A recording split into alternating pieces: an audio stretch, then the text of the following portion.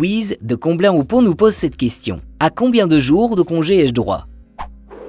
Eh bien Louise, il y a en Belgique 10 jours fériés payés. Si ce jour tombe un dimanche ou un jour d'inactivité de l'entreprise, alors il est en principe reporté au jour ouvrable suivant. Les fêtes des communautés françaises, flamandes et germanophones ne sont pas des jours fériés légaux en Belgique, mais dans de nombreuses entreprises, les travailleurs ont néanmoins congé ces jours-là. Les travailleurs ont aussi droit à des vacances annuelles. Elles sont calculées sur base des jours prestés l'année civile antérieure. Si vous avez travaillé toute l'année, vous aurez droit à 4 semaines de congé, soit à 20 jours. Pour le calcul des vacances, certaines périodes sont assimilées à des périodes de travail, notamment les 12 premiers mois de la maladie. Les dates des vacances sont le plus souvent fixées individuellement entre le travailleur et l'employeur. Mais dans certaines entreprises, ces dates sont fixées collectivement, voire l'entreprise peut tout à fait fermer ses portes durant une période déterminée.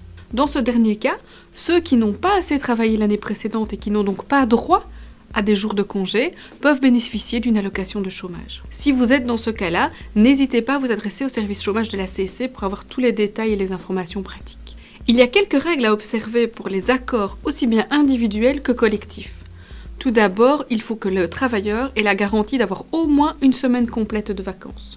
Sauf demande spéciale du travailleur, 2 semaines sont garanties entre le 1er mai et le 31 octobre. Les chefs de ménage ont un droit de préférence pour les congés scolaires. Dans certaines circonstances, les jeunes qui terminent leurs études ou les travailleurs à partir de 50 ans qui reprennent le travail après une période d'invalidité ou de chômage peuvent bénéficier d'une allocation de vacances. Enfin, il existe d'autres types de congés, comme le congé de circonstance ou petit chômage. Il s'agit de congés que le travailleur peut prendre pour faire face à des événements d'ordre familiaux, comme un mariage, un décès, ou pour remplir des obligations civiques, comme être juré d'assises par exemple, et dans ce cas-là, le salaire est maintenu pour ces jours de congé et ils sont limités à 10 jours par an. Le travailleur peut aussi avoir recours au congé pour motif impérieux. Cela lui permet de s'absenter du travail pour faire face à des événements imprévus.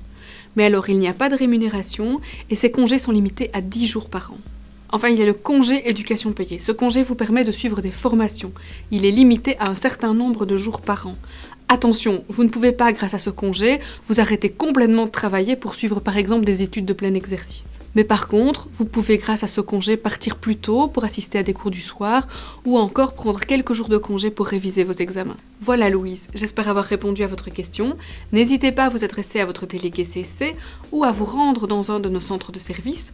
Vous trouverez là-bas l'information la plus complète et la plus précise possible concernant votre situation. Rendez-vous aussi sur notre site web, vous trouvez là-bas toute l'information sur la législation sociale.